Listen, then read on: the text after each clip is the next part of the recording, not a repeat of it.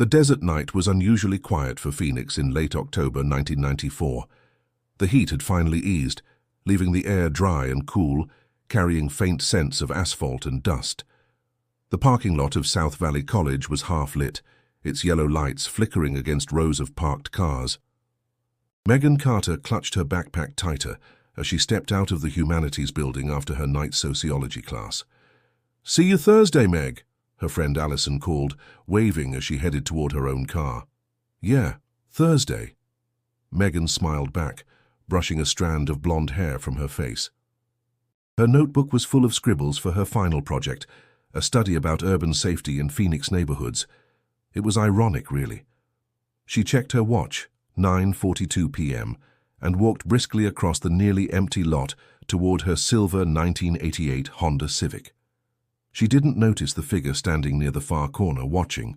The street beyond the college was still busy, headlights cutting through the dark. Somewhere nearby a siren wailed faintly, swallowed by distance. Megan reached her car, placed her backpack on the passenger seat, and fumbled for her keys. A sound, a sharp click, echoed behind her. She turned. Nothing. Just the hum of the streetlights. She shook her head and opened the door. The next morning the car was still there, the driver's door slightly ajar, the keys lying on the seat. By noon, the Carter family knew something was terribly wrong. Robert and Linda Carter arrived at the campus, faces pale and trembling. "She wouldn't just leave her car," Linda whispered to Officer Frank Marlowe, who was already taking notes. "She was supposed to call me after class. She always does." Marlowe nodded, his expression grave. "We'll start by reviewing the security tapes, ma'am." Try to stay hopeful. But there were no clear tapes, only grainy footage from a camera mounted near the library, showing Megan walking across the lot and then disappearing into the shadows beyond. Within 24 hours, her photo was on every telephone pole in Phoenix.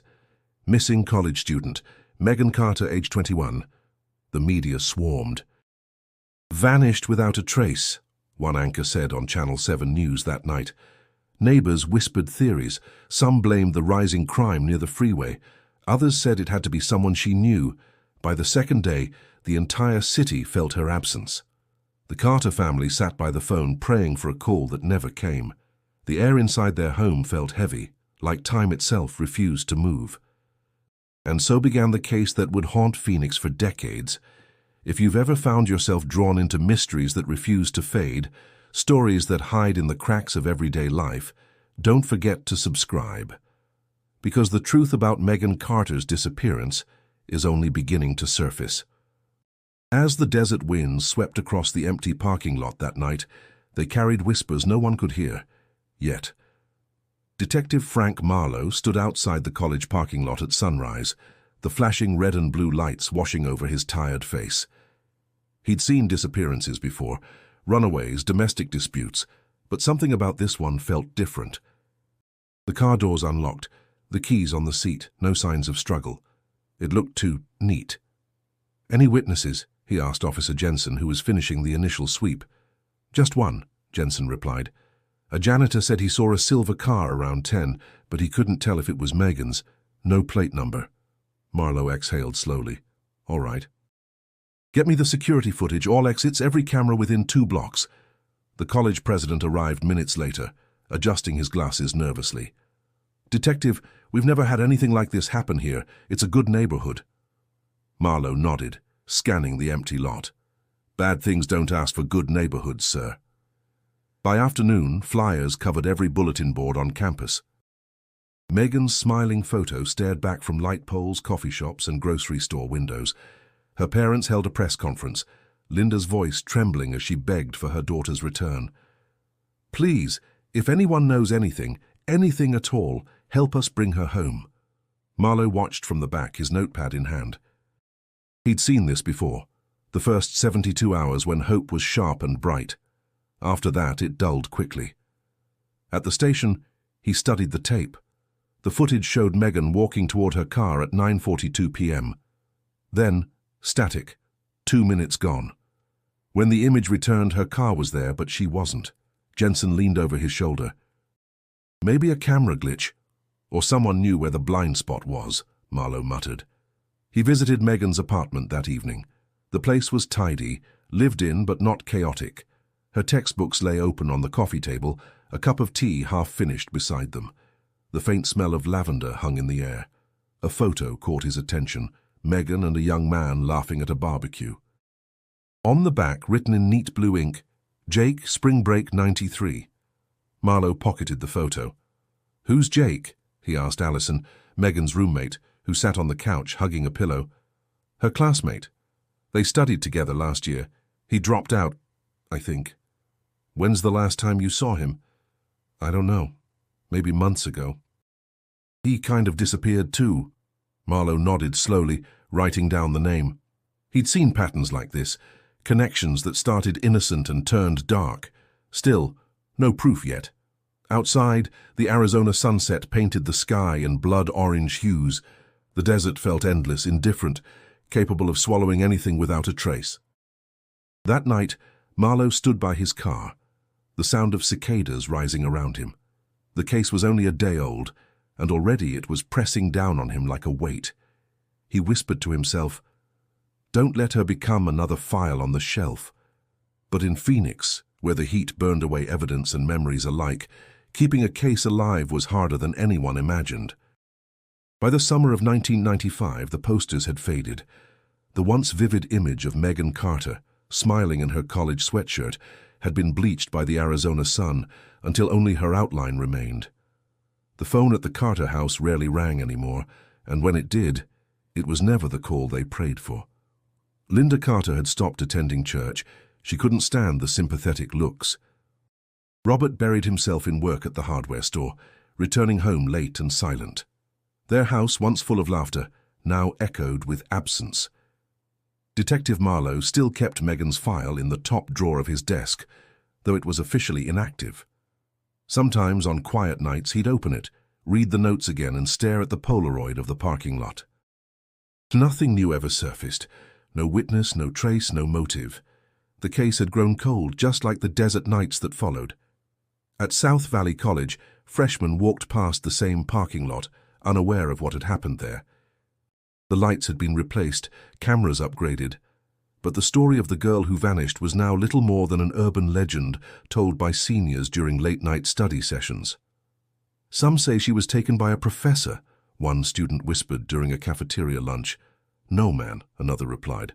"They say she just ran off, got tired of everything." The truth was, no one really cared anymore. For Allison, Megan's old roommate, life moved forward, but not easily. She transferred to another college, far from Phoenix, trying to outrun the memory of that night. Still, there were moments, like walking alone to her car, that made her quicken her pace, heart pounding, afraid of shadows that never spoke. Detective Marlowe retired in 1998. On his last day, he cleaned out his desk and paused over Megan's file once more. "You deserved better," he murmured, before locking it away in the evidence archive. Years passed. The desert grew around the city. New neighborhoods rose where old fields once stretched. Phoenix expanded, its skyline changing, but the silence around Megan's case remained untouched. The world had moved on. In 2004, a true crime magazine ran a short piece about Arizona's unsolved mysteries. Megan's name was mentioned briefly. 3 paragraphs, 1 photo. It was enough to reopen old wounds for her parents, who had by then moved to Tucson, seeking peace in a smaller town. Linda still kept Megan's room exactly as it had been. The posters, the books, even the lavender candle on her desk, untouched since 1994. Sometimes she sat on the bed, holding one of Megan's sweaters, whispering prayers that trailed into silence. "Do you think she's gone?" she once asked Robert quietly. He looked away, his voice rough. "She's not gone. She's just waiting to be found." Outside, the desert wind howled softly against the windows, carrying dust and memory. Most people forgot, but some stories refuse to die.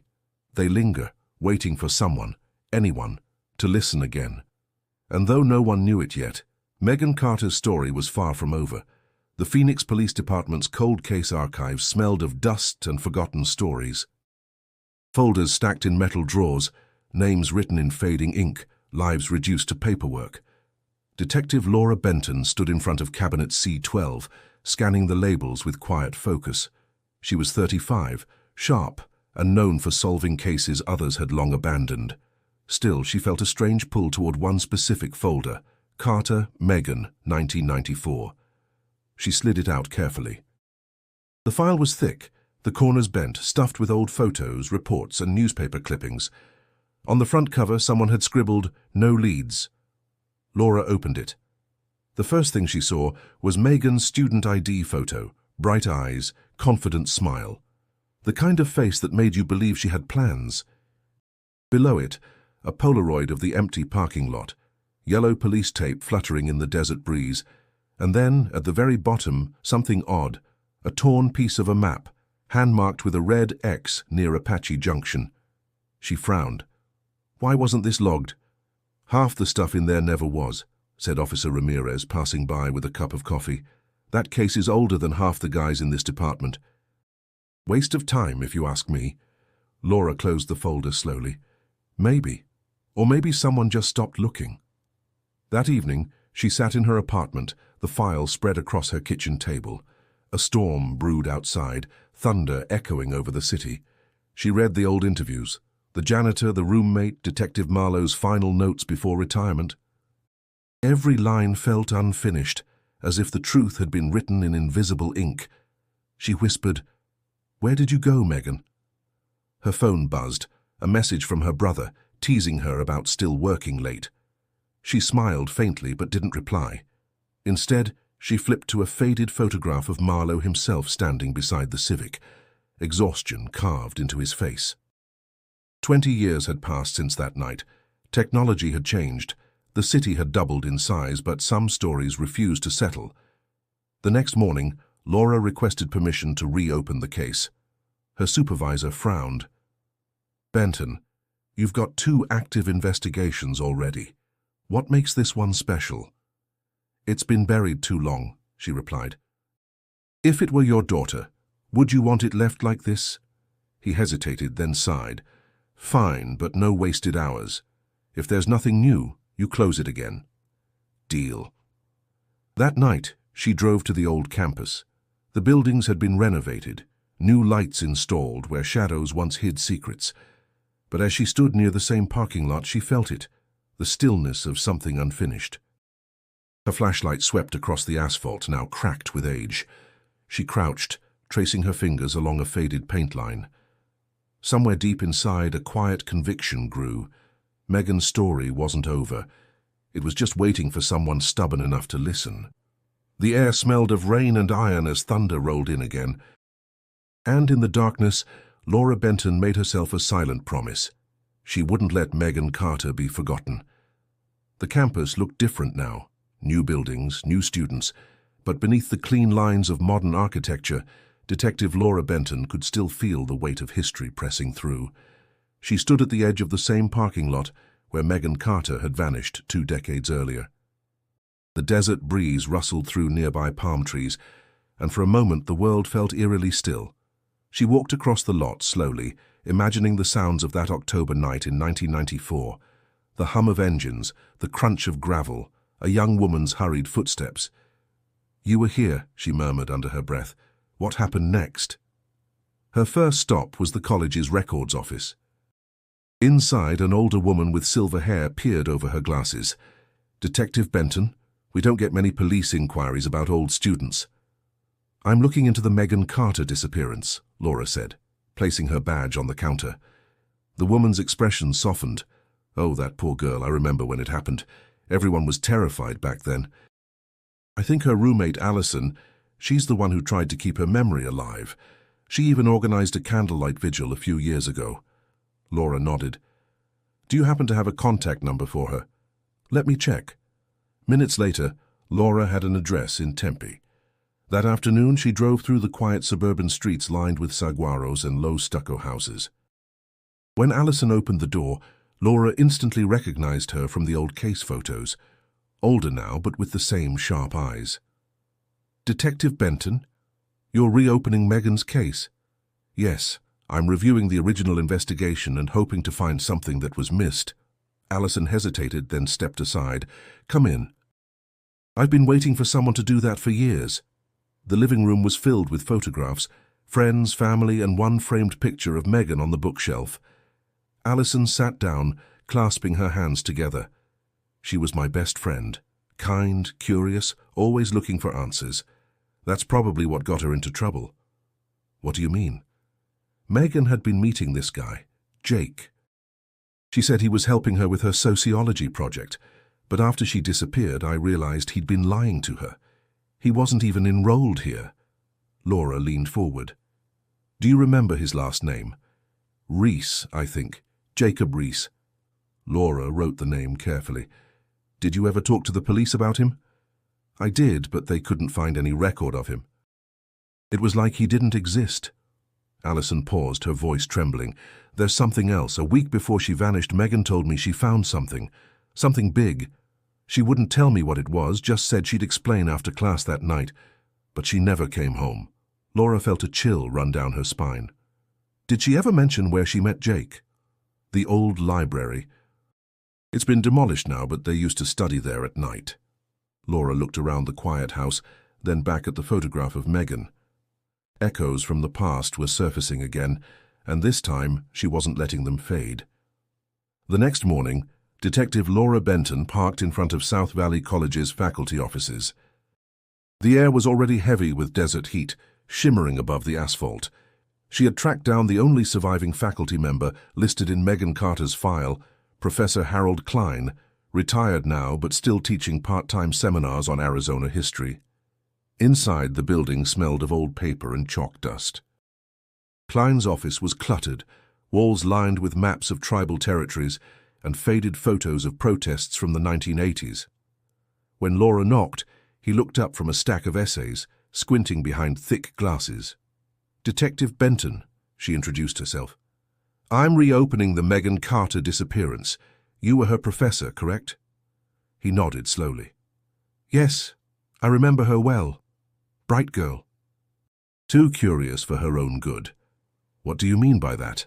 Klein leaned back in his chair, sighing. Megan's final paper wasn't just about sociology. She'd started digging into land disputes between the state and local tribes. It was sensitive.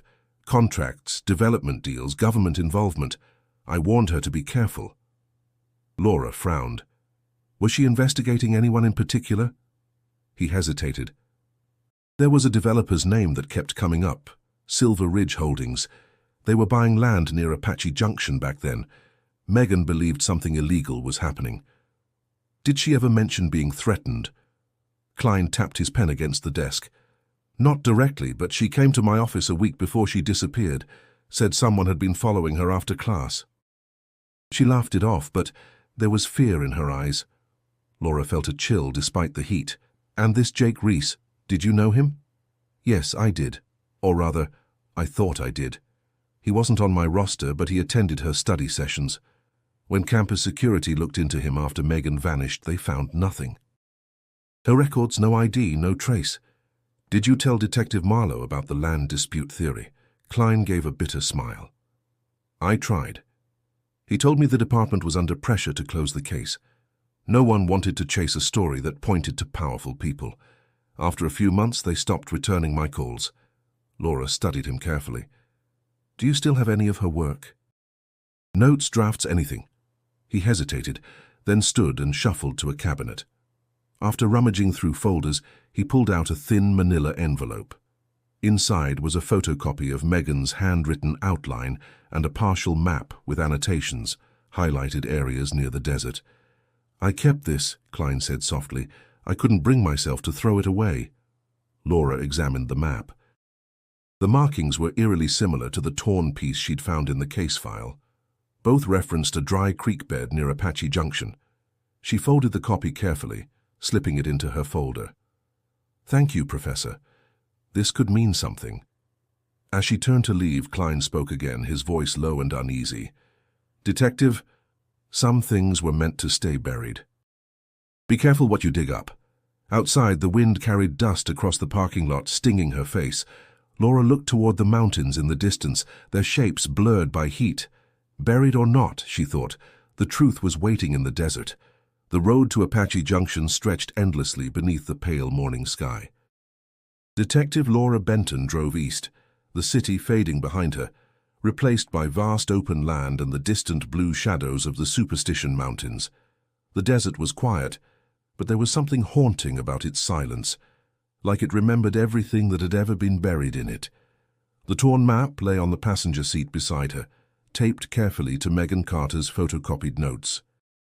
Both marked the same location, a dry creek bed on the outskirts of Apache Junction, several miles from any paved road. According to the coordinates, it was near an abandoned campground last used in the early 90s. Laura parked near a faded wooden sign, half swallowed by sand. The wind was hot and dry, whistling through brittle bushes.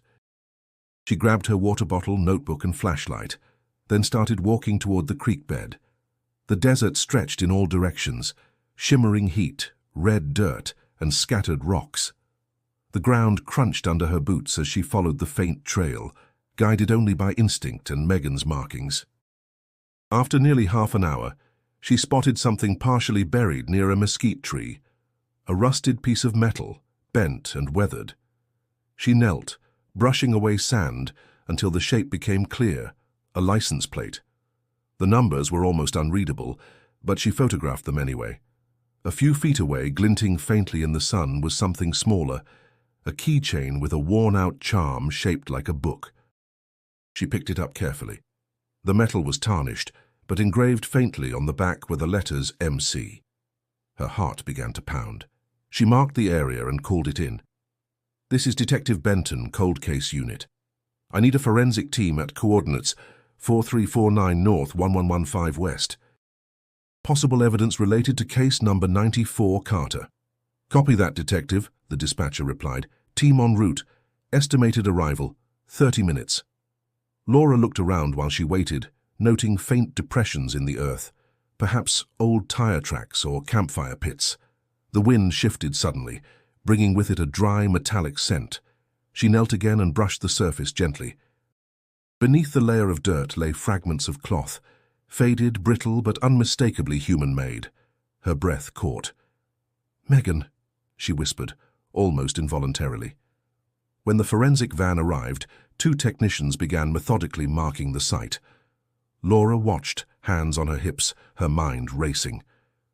She'd come here following a 20-year-old map, drawn by a college student who had never made it home. And now, for the first time, she had proof Megan Carter had been here. The lead technician turned toward her after a few minutes.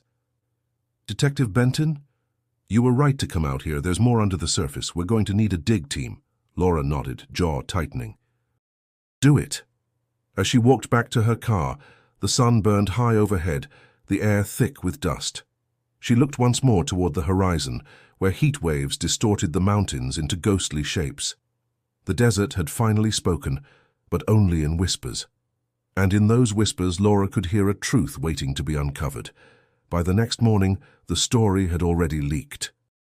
A local reporter posted a photo of the police tents near Apache Junction, captioned, "New evidence found in 1994 disappearance of Phoenix College student Megan Carter." Within hours, every news station in Arizona was calling the precinct. Detective Laura Benton watched the frenzy unfold from her office, the phone ringing non-stop. She hated media attention.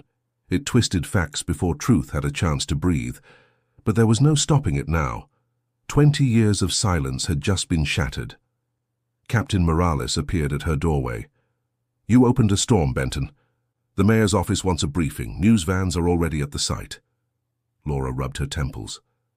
"I didn't leak it." "I know you didn't," Morales said. "But it's out there now. Handle it carefully. The public's hungry for answers." That afternoon, she stood in front of the press outside the department.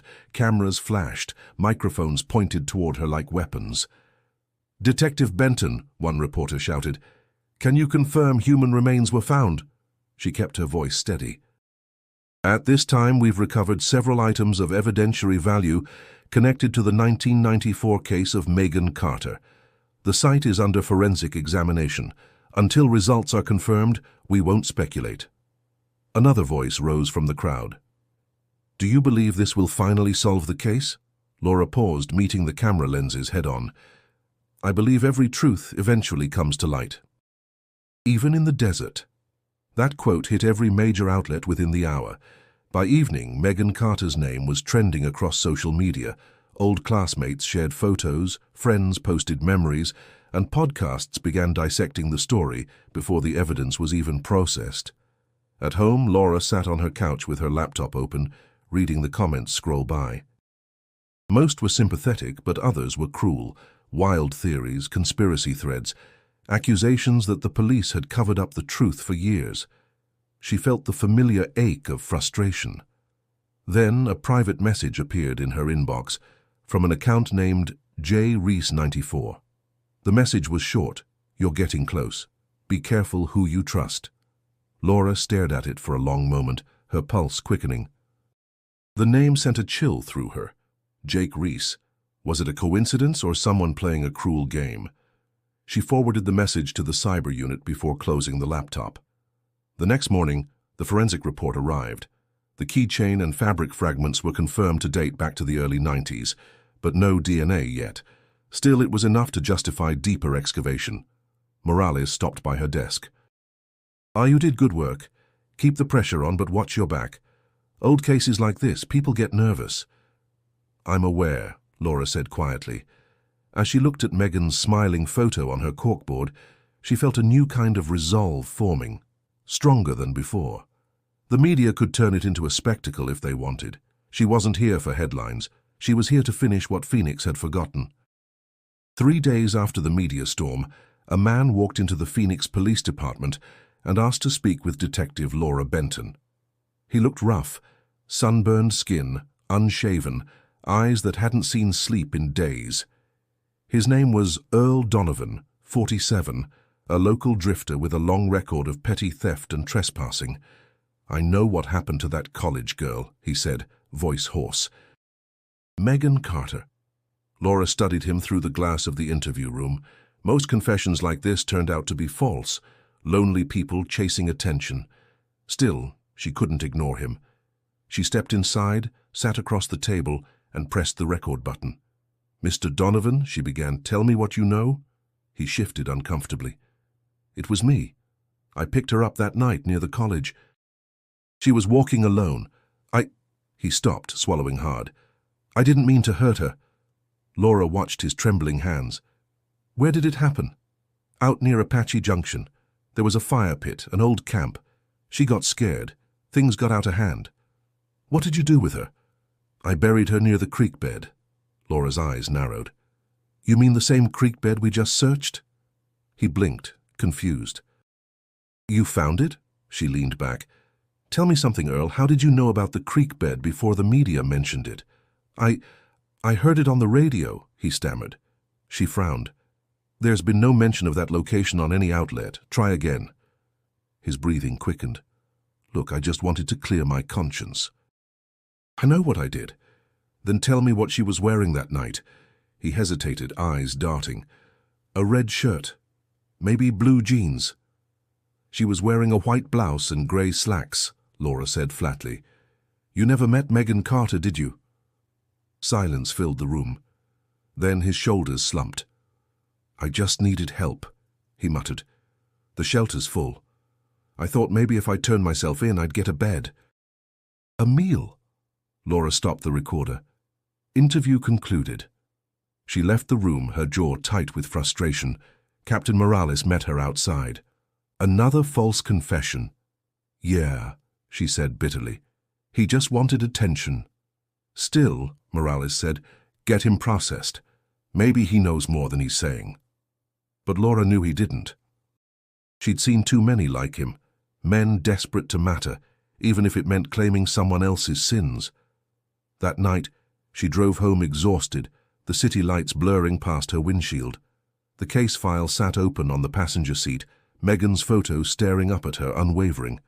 For every false lead, every liar seeking a spotlight, there was still one undeniable truth. Megan Carter's story was real. Someone out there knew what had happened, and they were still silent. Laura parked outside her apartment, leaning back in her seat. She whispered to the empty car, "I'll find you, whoever you are." The desert outside Phoenix stretched vast and indifferent, but somewhere within it, The truth was still alive, hiding, waiting, listening.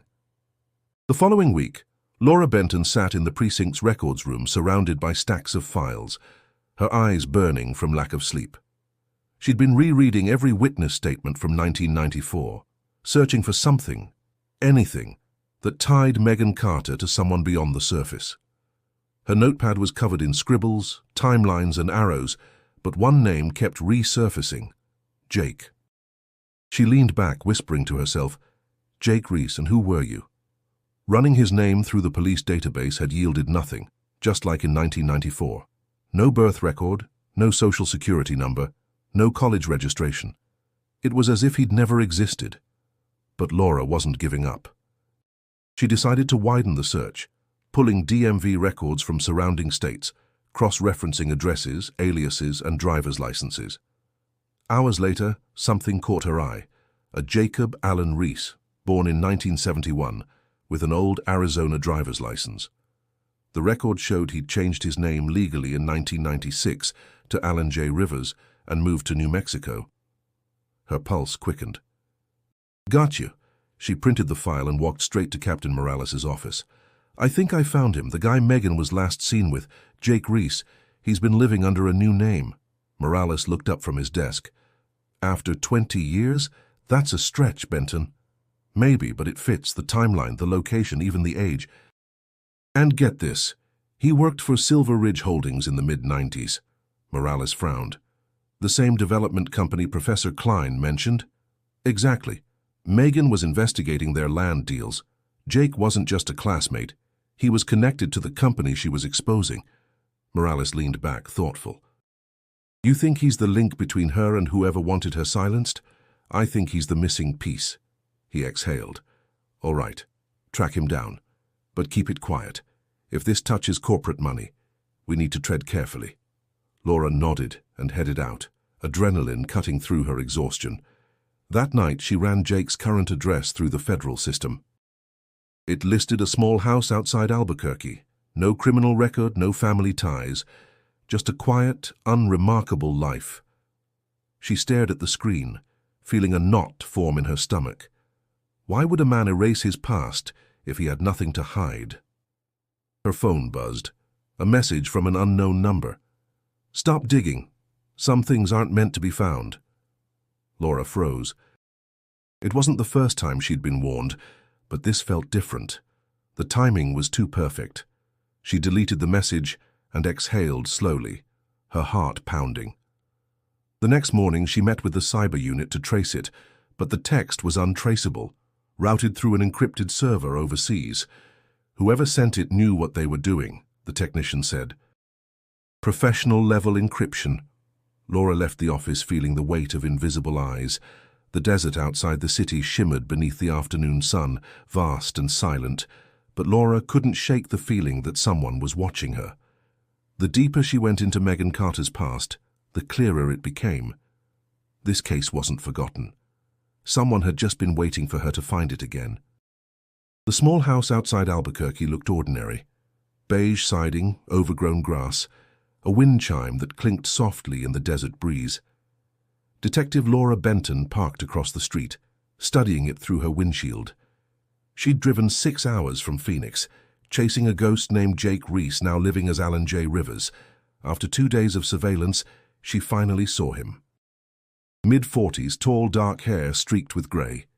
He carried groceries from his truck, shoulders tense, eyes darting like a man who'd been looking over his shoulder for years. Laura waited until he closed the door before approaching.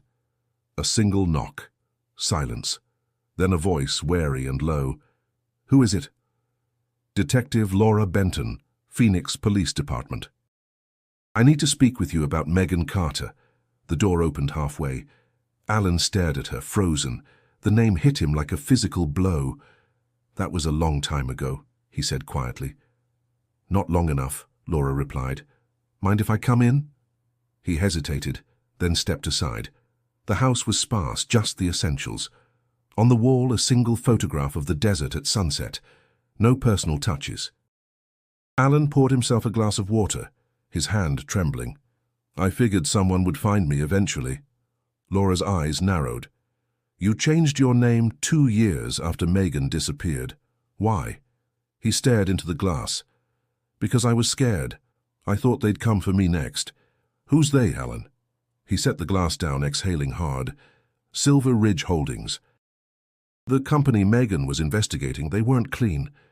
She found proof that their land deals were tied to illegal government kickbacks. She wanted to go public. Laura's pulse quickened. And you worked for them? He nodded. Intern, mostly. My job was to manage files, but I saw things, documents showing payments to state officials. Megan asked me to get her copies. I did. But someone must have found out. Laura leaned forward. You were the last person seen with her. What happened that night? Alan's voice cracked. We met after her night class. She wanted to show me what she'd written. She was scared, said she thought someone was following her. I told her to stay quiet, that we'd find another way. Then she left, and I never saw her again. Why didn't you come forward? I tried, he said, eyes wet. But 2 days later, someone broke into my apartment. No theft, just a warning. A note on my kitchen table. You talk, you disappear too. So I ran. Laura studied him, conflicted. His fear felt genuine, but 20 years was a long time to hide. Do you have any proof of what she found? He hesitated, then nodded slowly. I kept something, a backup copy, hidden for years. If what I have is still intact, it'll prove everything. Laura's chest tightened. Where is it? Alan looked at her, voice barely above a whisper. Not here. It's in a storage locker outside Phoenix. But if we go after it, you'd better be ready. They'll know. Laura met his gaze, steady and cold. Then it's time they did. By dawn, Laura and Alan were already driving back toward Phoenix.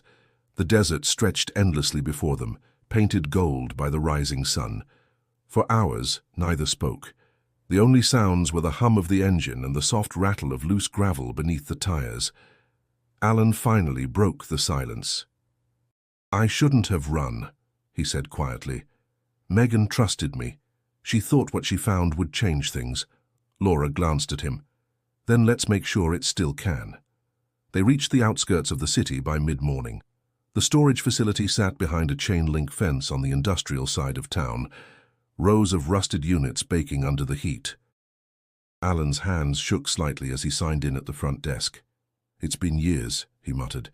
I'm surprised they didn't auction it off. Inside the unit, the air was stale and heavy with dust. Boxes were stacked to the ceiling, some collapsing under their own weight. Alan rummaged through a pile until he found an old metal box marked Personal. He opened it carefully, revealing a few cassette tapes, faded photos, and at the bottom, a floppy disk wrapped in a torn envelope. He handed it to Laura. That's it. Everything Megan copied from the Silver Ridge mainframe. Contracts, memos, audio files. She said it would expose everyone involved. Laura examined it with a mix of awe and disbelief.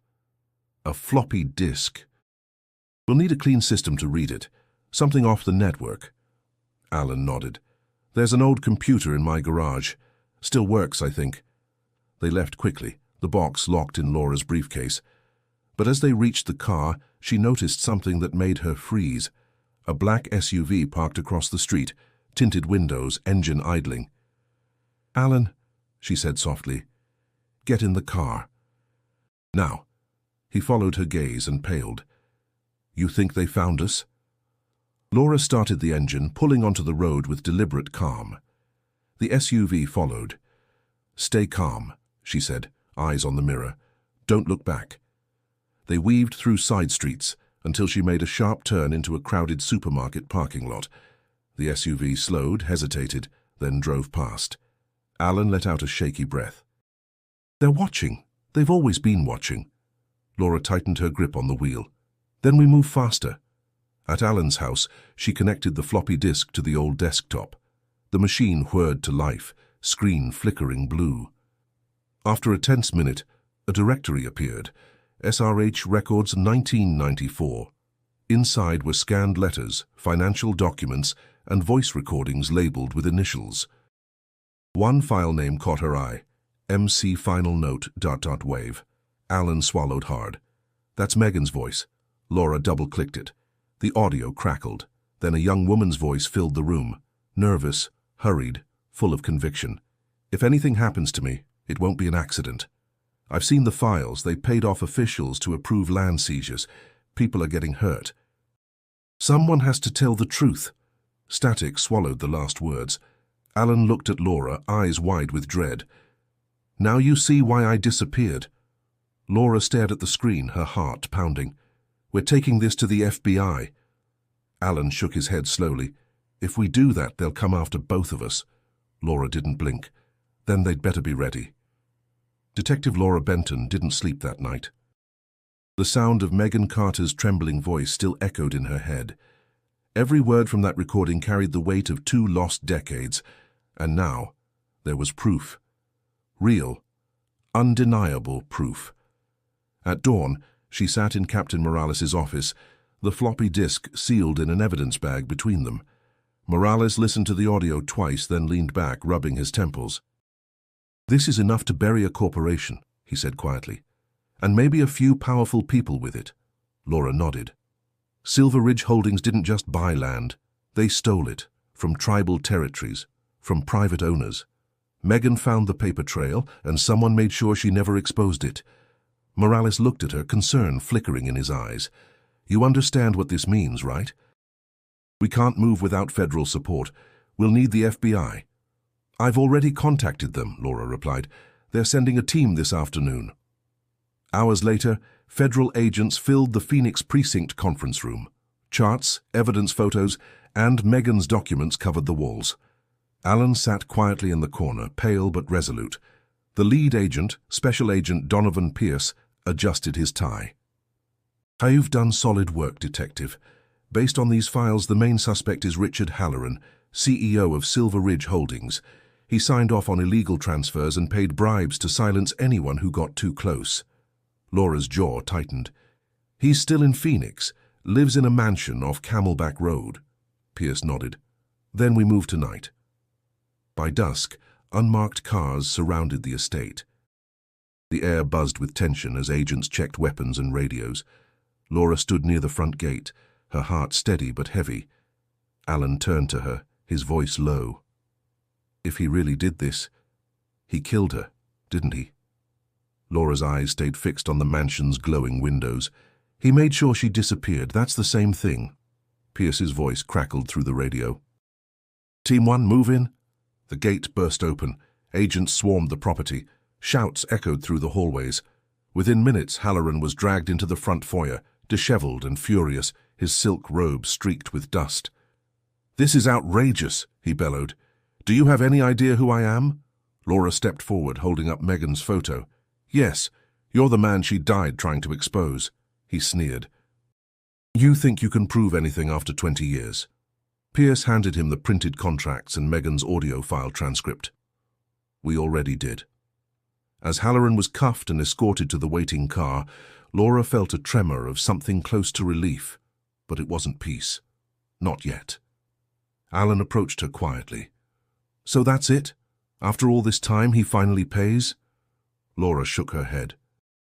This is just the start. The desert doesn't give up its secrets easily.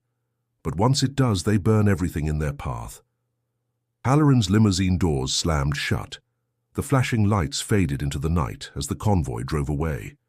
For the first time in 20 years, Phoenix felt like it could finally breathe again. But for Laura, one question still lingered in the dry desert air. What really happened to Megan Carter that night in 1994? The answer was coming. The arrest of Richard Halloran sent shockwaves through Phoenix. Every local station carried the footage, agents leading him away in handcuffs, flashes of cameras lighting up the desert night. By morning, the news had spread across the country. Cold case solved after 20 years. Real estate tycoon accused in college student's disappearance. Detective Laura Benton watched the coverage from her office, exhaustion settling into her bones. The FBI confirmed the evidence. Megan Carter's research files were authentic, and the payments listed on them matched Halloran's bank records. The case that once sat forgotten in a dusty file cabinet now stood as one of the biggest corruption scandals in Arizona history. Captain Morales stopped by her door, holding 2 cups of coffee. "You look like someone who hasn't slept in a week." Laura managed a small smile. "I haven't." He handed her a cup. "You did it, Benton." Megan Carter's name finally means something again. Laura stared at the steam rising from her drink. It should have meant something all along. Later that afternoon, the Carter family arrived at the precinct. Robert and Linda Carter, greyer now, their faces lined with years of waiting. Laura met them in the conference room, her throat tightening as she placed a folder on the table.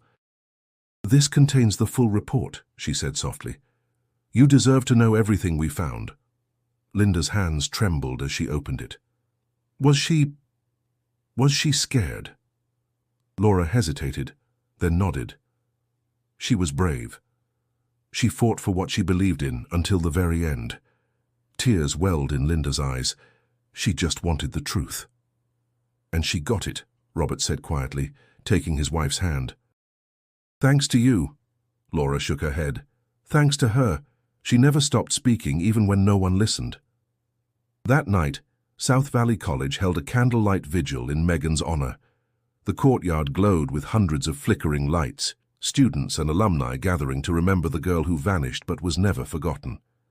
Allison, her former roommate, spoke first. "She believed knowledge could change the world," she said, voice trembling, "and now it finally has." When Laura was invited to speak, she stepped up to the podium, her heart heavy but steady. "Megan Carter wasn't just a victim," she said. "She was a truth seeker. And it's because of her courage that justice finally caught up.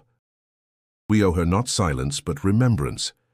The crowd stood in silence as the wind swept softly through the candles, making them flicker like living memories.